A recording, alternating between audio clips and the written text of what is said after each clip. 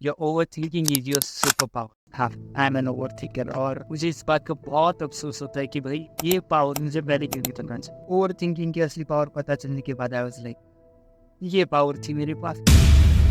क्या over thinking असली में एक सुपर पावर है? चलिए देख। ओवर थिंकिंग से आप अनएक्सपेक्टेड सिचुएशंस को हैंडल कर सकते हैं, जैसे कि आपकी और आपकी किसी जान पहचान वाले की लड़ाई हो जाए, और आपको मजे की बात यह है कि आपको पता होगा कि सामने वाला क्या बोलेगा, और उसके हिसाब से आप एक तगड़ा कमबैक कर लेते हो।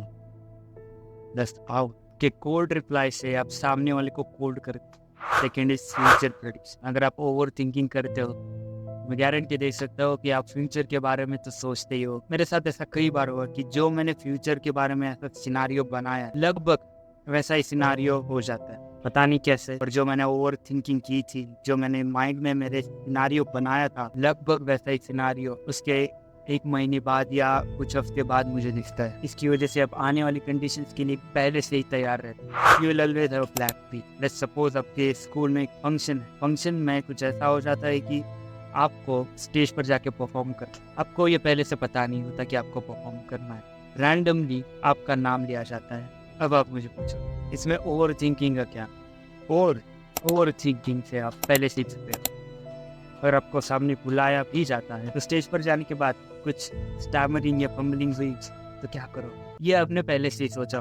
कुछ भूल गया या कुछ गलत कर दिया तो क्या करूं? ये आपने पहले से ही सोचा। ओवर थिंकिंग में आप फ्यूचर के बारे में बहुत ज्यादा सोचो। अगर आपके कुछ गोल्स हो, कुछ ड्रीम्स हो, मम्मी पापा कुछ देखना चाहते हो, और अगर आप ओवर थिंकिंग करते हो कि ये गोल अचीव नहीं किया, मेरे ड्रीम्स पूरे नहीं, तो क्या होगा? उस चीज का आपके सामने सिनेरियो बन जाता है, और आप मोटिवेटेड फील करते हो कि भाई अगर ये हुआ नहीं तो ऐसा होगा। फिर तो मेहनत भाई करनी चाहिए। जब तक आप आपके गोल्स को अचीव नहीं करते ना, तब तक की ओवर थिंकिंग आपको चैन से सोनी नहीं दी। अगर मेरे गोल्स अचीव नहीं हुए, ड्रीम्स पूरे नहीं हुए, तो क्या?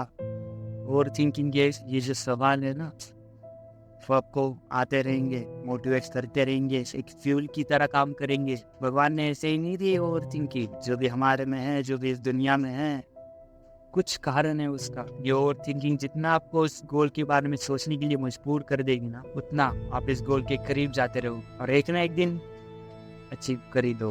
और याद रखना, super power needs super human. आपको सुपर ह्यूमन बनना पड़ेगा इस ओवर थिंकिंग को कंट्रोल करने के लिए। थैनोस के हाथ में जो 5 स्टोन थे, उसमें इतनी शक्ति थी, और जिस तरह उस स्टोन की शक्ति थैनोस से भी कभी कभी हैंडल ना हो पाती थी, उसी तरह ओवर थिंकिंग एक ऐसी सुपर पावर है जिसे सिर्फ सुपर ह्यूमन ही हैंडल करते। सुपर ह्यूमन मतलब वर्ड टू वर्ड मीनिंग में सुपर ह्यूमन मतलब जो अपनी ओवर थिंकिंग को कंट्रोल कर सके सही डायरेक्शन।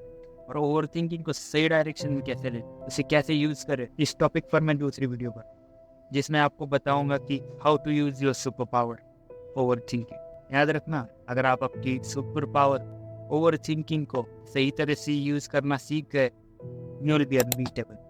तब तक के लिए बी बेटर एवरी डे।